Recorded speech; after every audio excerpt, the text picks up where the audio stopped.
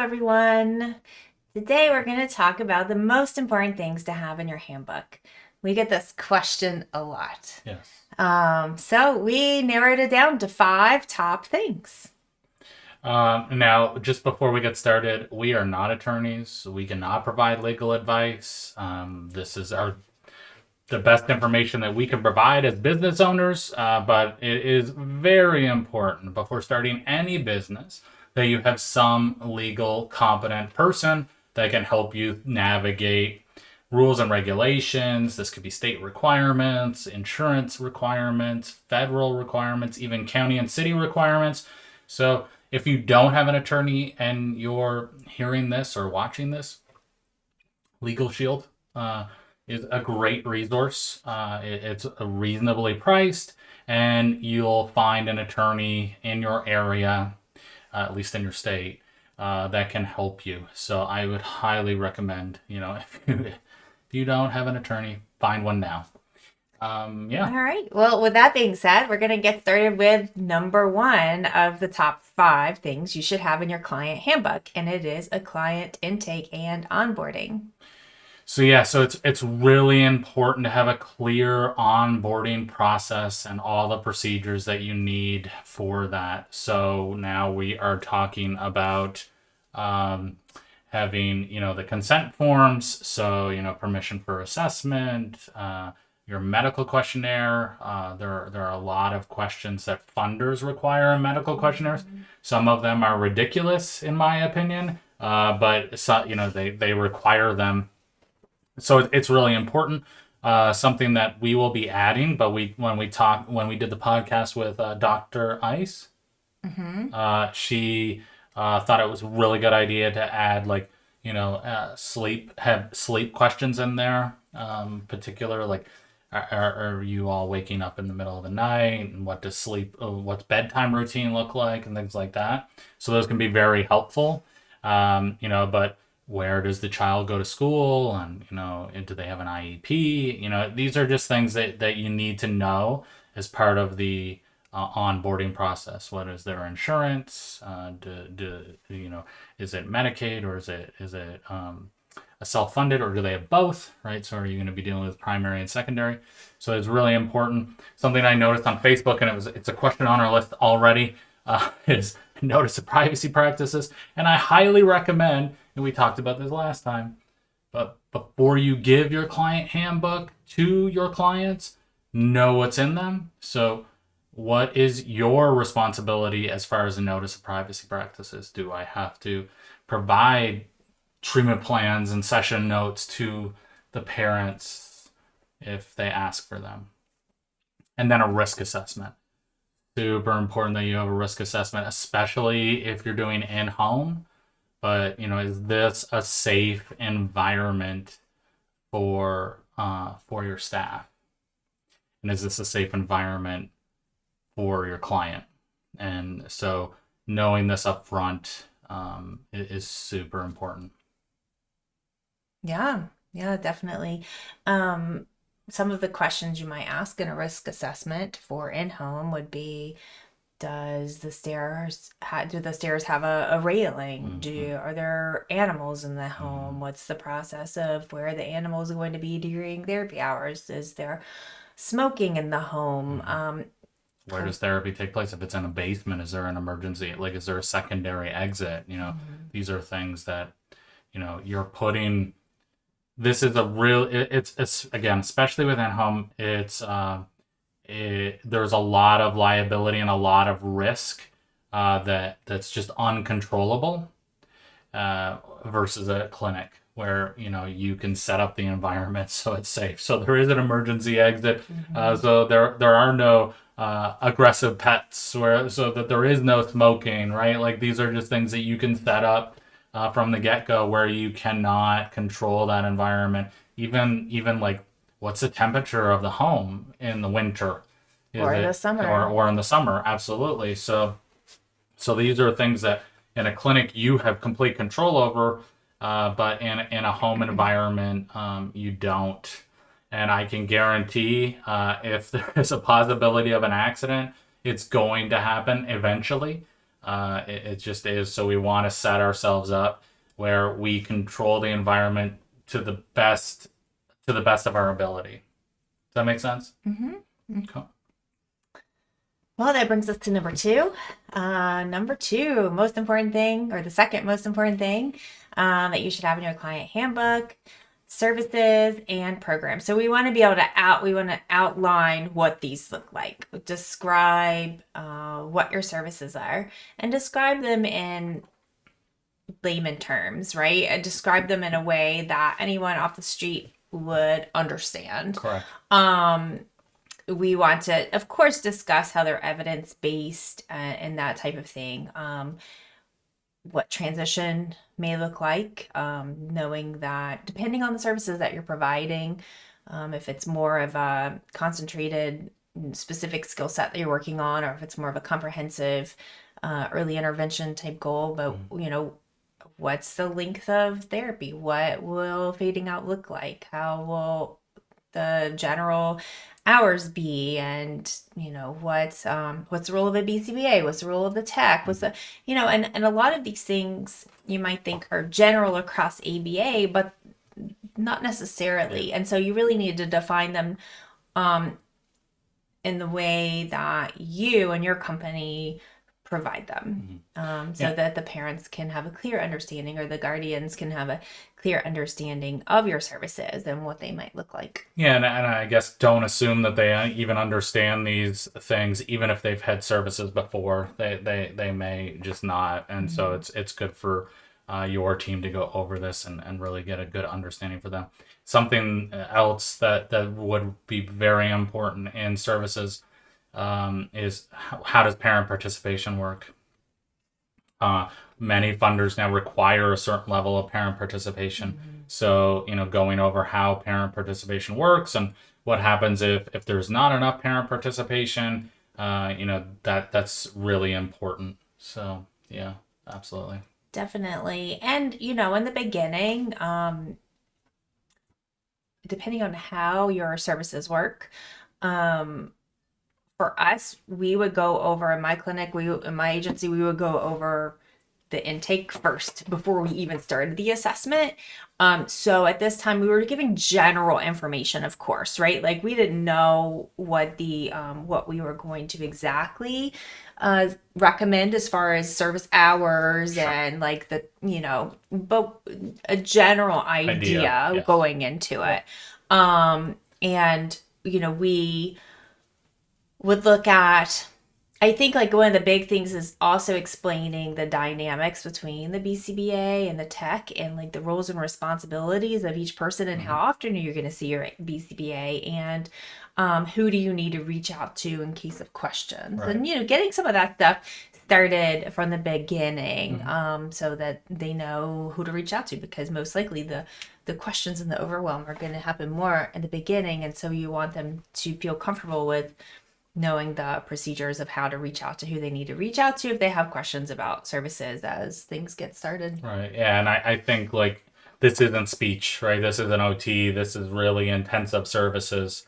So, letting them know, like you said, there's going to be a general kind of idea, and letting them know that, okay, this is really intensive, especially in home, so that they understand this up front.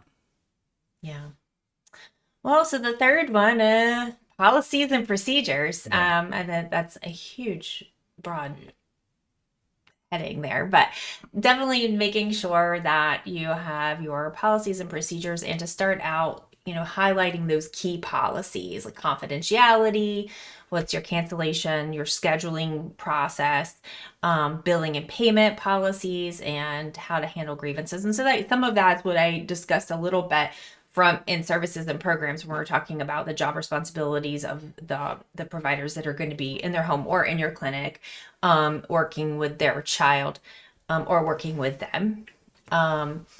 But really building off of that, and specifically letting them know who to talk to if they have problems or questions.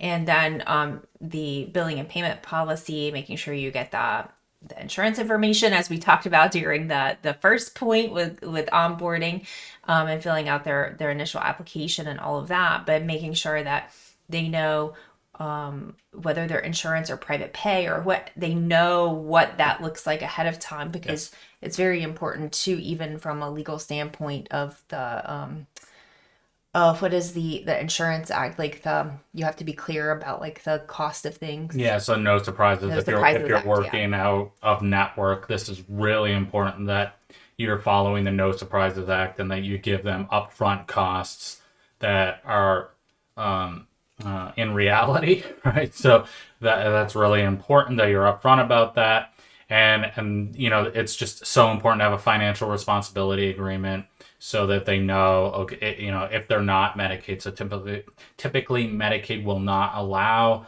you to charge the families for like a bounce check or late payment or cancellations or things like this. So it's important that they know those fees up front, and that they've signed off on those fees, that they're aware of those fees if you do have those for private or self pay.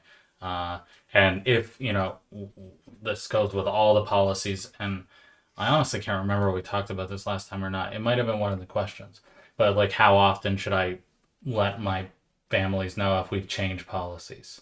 Oh Uh, yeah, so every time you change a yeah. policy, you need to let everyone Yeah, know. and especially with a financial responsibility agreement, if you're updating the charges and the fees, if you're charging more, especially you definitely want them to re-sign that information. And the financial responsibility agreement is something that we typically did yearly, just before Mhm. insurance renewal came up, just so that we, like, if their copays changed or their deductibles changed, just so that they could be made aware of that up front.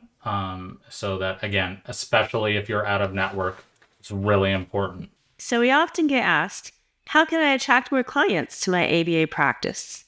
While local connections and a solid referral process are key, sometimes you need a bit more to really ramp up growth. That's right. And that's where we discovered Reputation Elevation.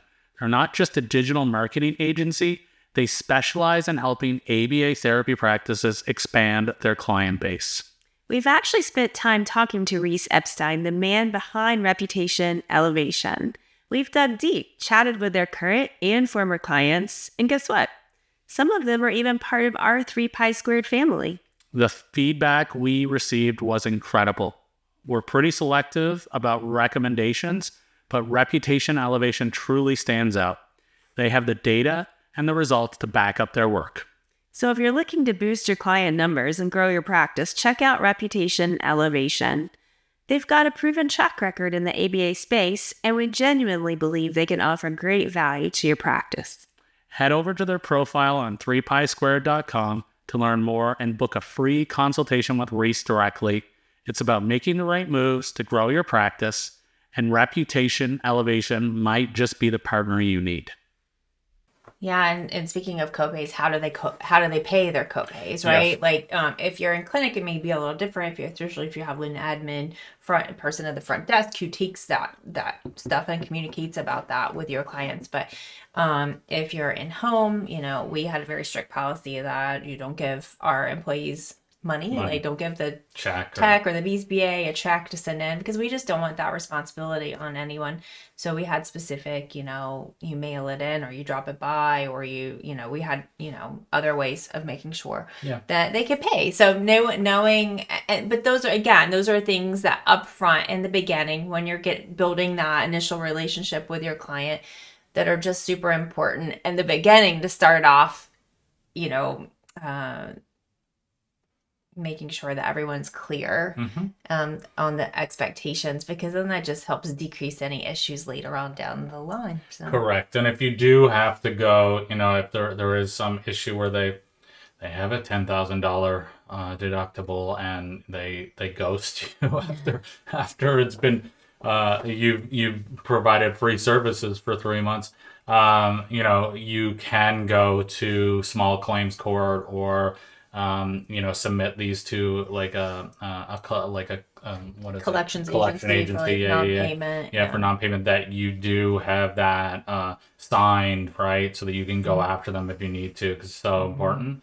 And just talking about that, it's a really good idea to have a credit card on file. Now, you should not be collecting the credit cards. You should have some kind of a merchant account that would store the credit card information, where your employees do not have the information at all, and then you just say, okay, here's the invoice, we're gonna take it out, right? Like, so that this doesn't become an issue. So that can be helpful in that scenario. Yeah. All right, so the third thing, we're at the third thing now. The third most important thing that you should have in your client handbook are No, we're on fourth. Yes, We're trucking along. And so 4 is rights and responsibilities.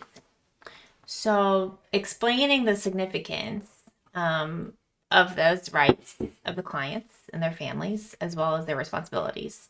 And this just builds off, the intake, the whole process, right? So you've explained your roles and responsibilities as providers, but then you're going to expand on what their roles are. Right. So Parent participation would probably, I know we mentioned that earlier, but it would, follow. Yeah, and notice the privacy practices again, kind of in here, right? So like, they have the right to amend, they have the right to review, they have the right, right to have access to their records, their child's records, and then other things in there may be like, what do I do if grandma comes and says I want it, or if the uncle comes and says, hey, I need their records, do I have to provide those, right? So those are questions in there. Who is allowed to access these? And what information can you share? What information can you share? Yeah, so this is important to know their rights and how that works. And again, it's also about your rights and what responsibilities you have and how you can disclose information outside of an emergency. Right now, if the ambulance comes and because there was an accident or an issue, that's a different story. There are uses and disclosures in there. And that, again, would be part of your notice of privacy practices. But in general, who can I give this information to and how do I give this information out? It's really important that you understand your legal responsibilities and the family understands their legal responsibilities and their rights. Yeah, well, and that brings us to the 5th one, emergency procedures and safety policies. The things that no one ever really wants to think about. But the hope is, right, you have all of these things in place and you never have to use them. Yeah. So you're going to have to use them. You will, unfortunately. But knowing what they are ahead of time, and that's one of the things that we've worked with so many companies over the years, and we have, added new policies and procedures, and a lot of those are emergency and safety policies because of things that have happened in different agencies. And they reached out to us, hey, we need this policy. It's like as soon as you think that there are no other policies needed, that one pops out. Yes. You're like, wow. Didn't know we would have to do that. I almost feel like we should do one of those. I don't know if it would come across disrespectful on social media or not, but like one of those, like you don't know. Oh, what are those like funny like memes, right? Like, yeah, never mind. Okay. I lost that idea as soon as it came out. Maybe we can cut that out of here. I mean, I think it's fine. Like when I started selling the client handbook, I believe it was maybe 50 pages. I know. My brain just like rebounded from that. So, how like you're like things you never thought you would say as a parent. Right, you see those where it's like, stop. I can't even think of one that's like appropriate to say, but like, like things that you think you're like, don't touch the dog with the stick, or I don't know, whatever. Like that one's really not all that crazy, but like you think of like crazy things that like you thought you would never say as a parent, and it comes out of your mouth and you're like, well, that's something I never thought I would say. Yes. Well, it's like the same thing for policies and procedures. And so it's like, oh, that's what Yeah, I I never mean, thought I would have to handle or one tackle. that we added that I never thought illegal activity in the home, right? Like, duh, like if there's illegal activity in the home, we're not working there. But like Yeah. you don't want your staff to become accessories to a crime, right? So like this seems like, yeah, I never thought I'd have to say that as a BCBA, but that's kind of one of those like that seems super obvious, but it's really important that you let the families know. And again, this is part of your risk assessment. Is this something that is going to be important or not? And is this, can I keep my employees safe in this Well, environment? and as you said in the beginning, of course, this is geared towards in-home and clinic, Yep. but the risk assessment and the variability in the risk is going to be different in the home because you have less of control 100%. over what's happening in the home. And so, even things like we're not childcare, Right. childcare. And Right. so, that was one of the very first policies and procedures way back in the beginning years that we had to put in place that, no, I'm sorry, when we're providing in-home services, an adult has to be present in the home at all times. We're not childcare, and we don't want to be liable for that. Or, Right. this is our staff in your home. What if they get a call from their school that their child's sick and they have to leave to go Or take there's an care of emergency. or there's an emergency. Yeah. And so like looking at things like tornado warnings or earthquake drills or fire things, it's necessary to have those conversations. And that's part of the first point that we talked about, during the client intake and onboarding, doing the risk assessment, and then also looking at it during policies and procedures of, okay, if there's a fire in the home, what's the procedure, and needing to post that like on the family's refrigerator or something where all can see.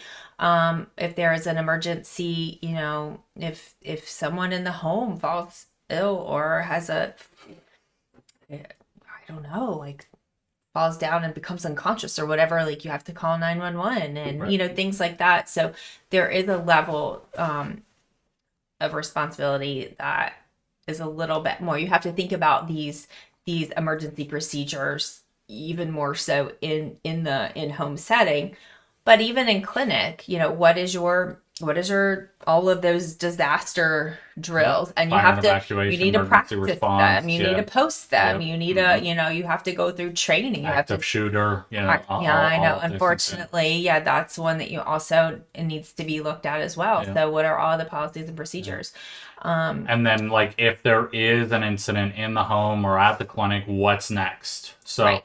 filling out the incident report, what happened, right? And the witnesses write down the information as soon as humanly possible so that we don't lose, people forget, story changes. We want to get that information as quickly as humanly possible. And then we want to follow up with a safety officer, ethics officer, and if you don't have those positions, I would highly recommend getting those positions in place, but at least going to their BCBA or the clinical director, and figuring out what we're going to do next.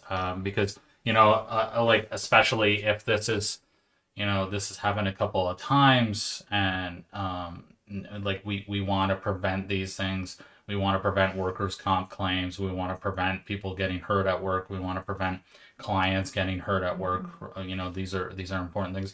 And like if there is like what is it, a crisis intervention, right? And you do have to like put a child in a hold or something like that because they're going to run out in the street. Some funders require that you report that to them if something like that happens, and you have to call the ABA department, and so that's just something to be aware of, like, and that should be part of that process. Who are we contacting, and when are we contacting them, and when do you have to, if you're in clinic and a child bites your child, who are we contacting, how do we contact, when are like, so all of these things need to be developed before again, going back to the last podcast, before you start seeing clients. It's so important. It's just so important. Yeah. It is. So, unfortunately for the emergency procedures and safety policies, it is important to put that disaster thinking hat on Yeah. and think about all the bad things that could happen. And then once Yep. that's done, take a deep breath and do whatever you need to reset your nervous system to be able to come back from that. And yeah, so Just I one more thing on that though, like mhm. just something that you probably want to get used to doing, or at least start doing, is failure mode analysis. It's a fairly good practice to get into. So you list out, things that you do, and then ways that they could go terribly wrong. And then you try, this, I can't remember what podcast it was it cameras or HIPAA? I don't know anymore. But like the Swiss cheese model, you try to put things in place so that, if, this catches it, and if that doesn't catch it, then we have this thing that will try to prevent it, right? So you can put mechanisms, policies, trainings in place so that you can prevent these things from happening. So failure mode analysis is really good to get into. It's super boring, and but it can be very helpful. So yeah, You say boring, I say activating. there you go. Well, so those take us through what we believe are the top 5 things that you should have in your client handbook: client intake and onboarding, services and programs, policies and procedures, rights and responsibilities, and emergency procedures and safety policies. So now we're going to give you a little sneak peek of our client handbook. What, we have one of those? Yeah. All right, let's see what it looks like. All right, so we are going to go through the client handbook, and we're just going to go through the table of contents this time. On the last podcast, we kind of went through some of the cool things about it and the disclaimers. I'm not doing that this time. So we're going to go directly to the table of contents. So as we mentioned last time, this is 153 pages long. This is insanely comprehensive. And, like you said, we need to do that thing where I never thought I'd have to say this before. Like when I started selling this handbook, I think it was 50 pages long, and I was pretty confident that it would not get any bigger. And then now it's 3 times the size, and we have a supplement, and we have the medical questionnaire. So like there is a lot in this. So we talked about the risk assessment, talked about the home safety checklist, non-cohabitating guardian policy, like who can I give access to? I'm going to generalize here, but like mom's on board with ABA, but dad comes back into the picture and he's like, no, I want the records. And mom says, no, don't give him the records. Can you do that? Are you allowed to do that? So can you withhold? That's something you need to know. You can't just say, well, the mom said no. Like you can't do that. So, and then we get into the client handbook itself. So what is ABA? What services do we provide? Transition and fading. What are the board guidelines? Informed consent. Pets and animals, aggressive behavior. We talked about etiquette, like not having as much control in the home, but like what if auntie and uncle, everything seems cool in the risk assessment, and then you find out auntie or uncle are babysitting and they're a little different than the parents, and maybe they are verbally aggressive or physically aggressive with people in the home. What do you do in that situation? So like these are things that you got to think about. Temperature control, right? Again, many funders, even if you are under the regulation of OSHA, you don't have to follow because you don't have enough employees. Many funders still require that you follow OSHA. So OSHA, one of those things is temperature control, smoking in the home, right? Like these are things that you have to consider. So again, don't buy this. It's okay. You won't hurt my feelings, but please think about doing these things and adding these things to your client handbook. Most funders require that you take satisfaction surveys every 6 months. So what is that? Do I have a client complaint procedure? How does that work? What do I do? We talked about the incident report. And then, we also have the clinic stuff. So how do you deal with allergies? What's the wellness policy? What happens if a child gets hurt? What do you do in medical emergencies? How do you deal with medications? And then we have our parent written and verbal warnings. Again, a parent participation piece is so important. What's a footwear policy? What do you do? Are you okay with muddy, snowy boots, or do they have to have indoor shoes? Having a 2-therapist policy in the clinic, super important. We get asked this question a lot about tours and visitors. How do we handle that? Is that a HIPAA issue or not? Like, these are just things that you need to think about. And again, failure mode analysis can help you in this scenario. What are the things that we're missing? Here are the things we do. What do we need to have in place? So, this is a general idea of what we have. We have templates for all of these things. I say this all the time. You're not taking my word for it anymore. We work with over 1,000 ABA practices that use these handbooks. And trust me, they give me feedback. And if they're like, hey, this crazy thing happened, Stephen, I'm like, oh, wow, that was awesome, or not. And then we talk to our team, we create a policy, and then we distribute it to everybody in the free updates. And so, this is I don't know if this is true or not, but I'm going to say it is. This is the largest ABA collaboration in the United States. I would say so. We've gotten that feedback from a lot of people. We have no data to back it up, No. but I would say I would say that we are, Yeah. for sure. This is huge. Like I said, 1,000 ABA practices are using these handbooks. Some of them don't have all of them, I'm being completely honest, but our average customer has 3 of them. So you're going to get a lot of feedback and a lot of use. So yeah, that's really it. Okay. So that's the handbook. And if you have any questions on the handbook, you would like to see more of it or any of the other handbooks, we have a free consult. So I do recommend you signing up for the free consult, just to have a little bit of peace of mind that you know what you're getting before you buy. So I would highly recommend signing up for the free consult just to see what they look like. Yeah, for sure. Well, before we still have lots more to cover. Yeah. We are going to go through some of our most frequently asked questions regarding these the client handbook. So some of these we may have already answered. So I'm just going to kind of skim over this. Let's see. Can we pause for a second? Yeah. Even though we have talked about them, the questions I assume are going to go into reels.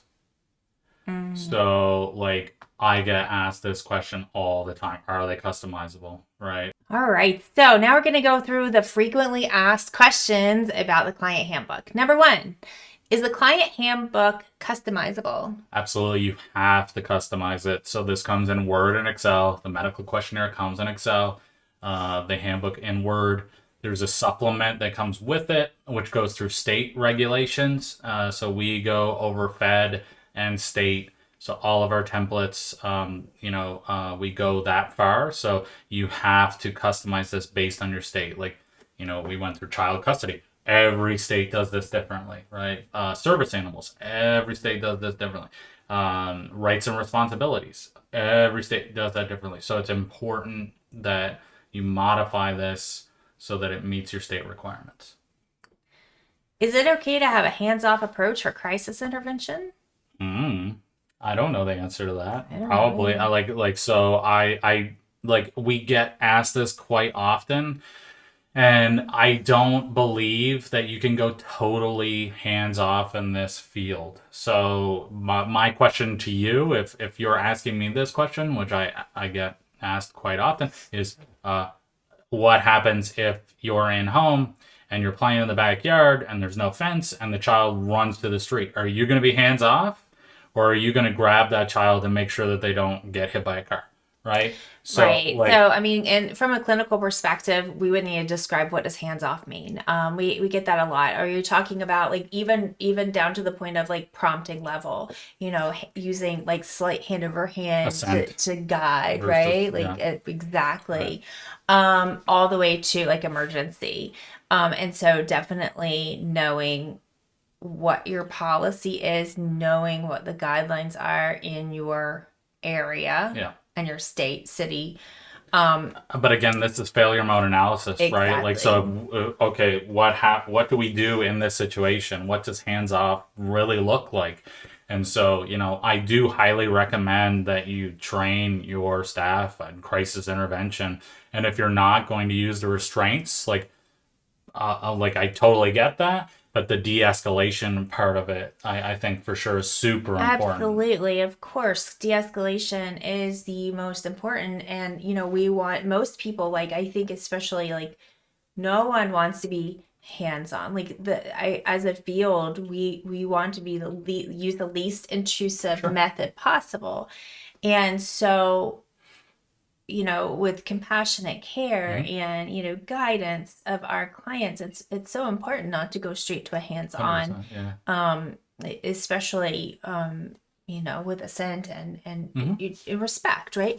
However, there are emergency situations, and so if you do find yourself in a situation where you do have to hold a child back from the street or remove a dangerous object from A knife or, the hand. I yeah. mean, even like think about toddlers that we work with, and it's not out of malice. It's just like we're working with children, Right. and even those working with adults, and we're Sure. humans. So mistakes are going to be made. Things are Absolutely. going to happen. Yes. So if you like, I really highly feel it's important, and it's my personal opinion, is that you do train your staff in the appropriate ways to hold individuals to keep them safe so that in these extreme emergency situations, you do have a way of doing it that is safe. Yeah. So like, it's really like, it's really important that you do some soul searching and make a thoughtful policy on this, and just don't say, yeah, we're hands off approach. That's it. We're done. Because there are a lot of situations that are going to arise that hands off approach is not going to work unless, like you said, you really think about what hands off approach truly means to you. So, yeah. Exactly. Is it okay to have fees for late payment or cancellation?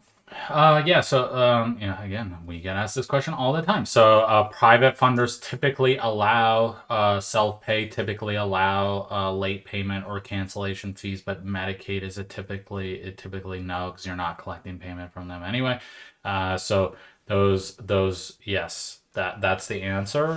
But you can't just say, like, you can't just charge someone without a financial responsibility agreement, right? You need this reviewed, and they need to be aware of your policy. You need a signature on it, in my opinion. Again, not attorney, but yeah, you need a financial responsibility agreement that spells out the fees, and you can't just say, oh, look, this never happened before, now I'm going to charge people. Like, you have to, if some new weird thing happens and you're like, wow, I never even thought about this, you add it to the policy, you get everybody to re-sign that. You can't just say, well, no, this happened, now everybody's getting a fee. It doesn't work that way, right? Right.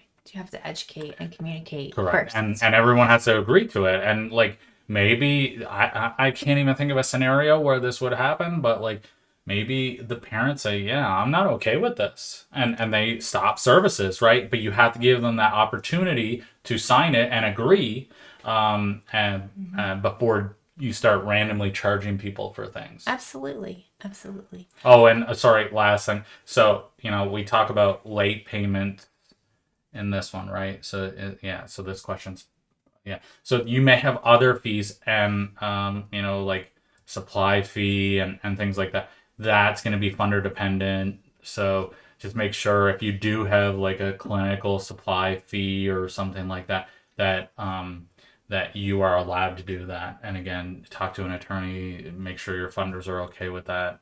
But yeah, this is particular to like a late fee. Does that make sense? Yeah, definitely. So my clients have asked for all of their session notes and treatment plans. That's a lot. Do I have to give that to them? Yeah, but you can charge for it. So every state, wait, talk about this. Every state has a different fee that you can charge. So are you printing off and you're giving them physical records, or are you giving them electronic records? This will change the fee in your state. So typically, states have a fee, like a flat fee, and then you can have a per sheet fee. So if you're printing off 1,000 papers, you can charge per sheet. Now it's a different fee if it's electronic in most states. So just be aware of your state's regulations on that. And again, Medicaid, I don't think you can, but private funders, you should self-pay. You should be fine in doing that.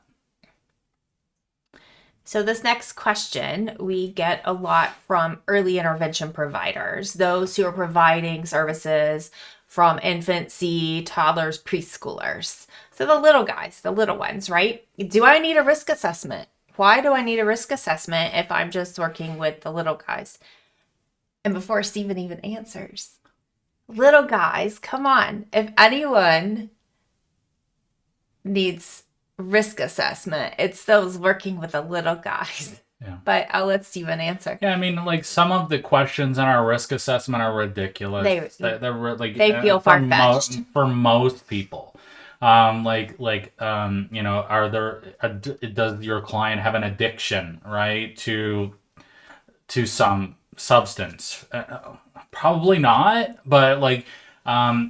These are questions that are insurance requirements, so we do have to at least have a not applicable, or we've asked the question, right? We've looked at that environment, and it's safe. Because right? it's really you can't put a cutoff on the age as far as like, Right. oh, if you're working birth through 8, then these are the questions. Right. 9 through 13, these are the questions. Because especially as the individuals that we provide services for grow older, and the developmental level and functioning level like vary across ages, it's just easier to have it all into one document, and then if it's not applicable, Right. but if it is, then you can ask, Right. you can answer or provide the answer for those things. And it's so much easier if you just have one comprehensive intake, because one insurance may ask for this and another insurance asks for something else, and it's like, okay, I think I asked these questions for Aetna, and I think this is the right one for Optum. Well, then what if they change? Right. They change from one, insurance to the next, and they change jobs or something. Their jobs change Exactly. what Yeah.